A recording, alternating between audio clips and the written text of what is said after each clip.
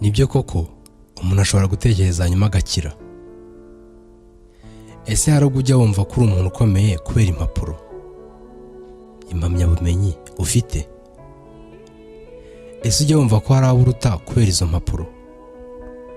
Mu by'ukuri sindi gutesha agaciro abazifite, ariko ndifuza kuvuga ko hari ubwoko bubiri butandukanye bw'ubumenyi. Bumwe bwitwa ubumenyi rusange duhabwa mu mashuri bugashimangirwa n'impapuro za ba nyirabwo. Ubundi bwitwa ubumenyi ngiro, cyangwa se muri make tubyite kuba ufite icyo urusha abandi. Ni ukuvuga ngo buri kaminuza n'amashuri makuru yose bateye intambwe ikomeye mu guha abantu ubumenyi rusange. Ndababara cyane iyo numvise umwarimu abwira abanyeshuri ngo ubumenyi ni imbaraga.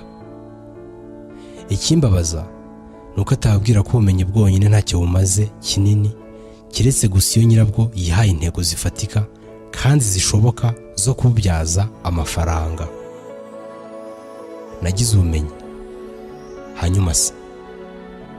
Ni ukuvuga ngo ikiganiro gikomeye muri buri shuri cyagakwiye kuba ni gute nabyaza umusaruro amafaranga ubu bumenyi. Ndibaza ko bisobanutse.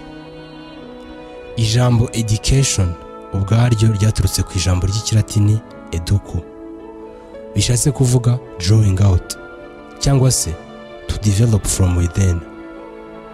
Ubwo muri make mu Kinyarwanda ni ukubaka ubushobozi hanyuma ukerekana ibikurimo, ibyo ushoboye cyangwa urusha abandi. Kuba umuntu yarize ntibishatse kuvuga ko agomba kuba afite bwa bumenyi rusange na za mpapuro twavugaga haruguru. Ahubwo umuntu wize ni uwiyubatse cyangwa wubatswe mu ntekerezo no mu ngiro, ku buryo ashobora kubona icyo ashaka cyose atabangamiye umuntu uwo ari we wese. Ese waba wisuzugura kuko udafite impapuro nka runaka? Reka ntange izi ngero kugira ngo nshimangire neza itandukaniro riri hagati ya education na schooling. Iri jambo ryo ryumvikanye, naho schooling ni ba runaka bafite impapuro. Uru ni urutonde rw'abantu bakoze ibikorwa by'indashyikirwa igihe bamaze mu ishuri. Henry Ford niwe washinze Ford Motor Company, atangira gukora imodoka zitwa Ford. Yize amashuri abanza gusa, primary, hanyuma ajya kwerekana icyo arusha abandi.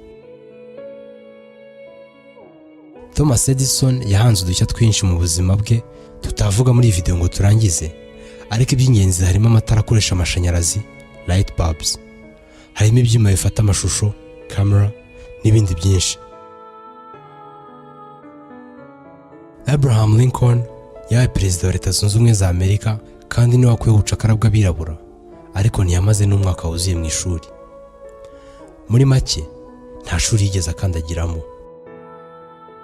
Richard Branson niwe washinze icyitwa Virgin Group benshi muzi. Yacikirijemo amashuri yisumbuye, hanyuma ku myaka 15 ajya kwerekana icyo arusha abandi. Hari andi mazina menshi twavuga, ariko ntitwabona umwanya uhagije. Ahari hari na runaka uzi wabigezeho nta mpapuro. Mu by'ukuri ufashe amazina yose ukavuga ko ari abantu batize, waba wibeshye cyane. Ndibaza ko noneho itandukaniro hagati ya education na schooling ryumvikanye. Impamvu yagiye ikura benshi mu ishuri si ko hari ukuryanga, ahubwo babaga bahunga ubumenyi rusange, bashaka ubumenyi ngiro. Bamwe babaga bakunze gukora imideri ku buryo batihanganiraga kumara imyaka biga ubutabire, amateka, imibare n'andi masomo menshi mutayobewe. Icyo nshaka kuvuga ni iki: niba nkunda imibare, nyigisha imibare nyimenye ku buryo cya kiganiro gikwiriye kuba hagati ya mwarimu n'umunyeshuri gitanga umusaruro. Reka mbibutse ikiganiro gikwiye kuba: umunyeshuri, ni gute nabyaza umusaruro ubumenyi? Mwarimu: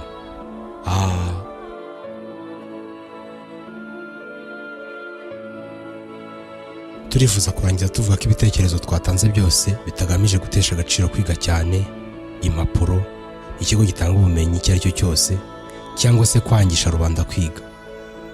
Ahubwo impamvu y'ibi bitekerezo ni ikinyuranyo, ni ugukundisha cyane rubanda kwiga, kugira ubumenyi ngiro ku buryo duteza imbere igihugu cyacu. Kwiga bigira akamaro kanini gusa iyo. Murakoze.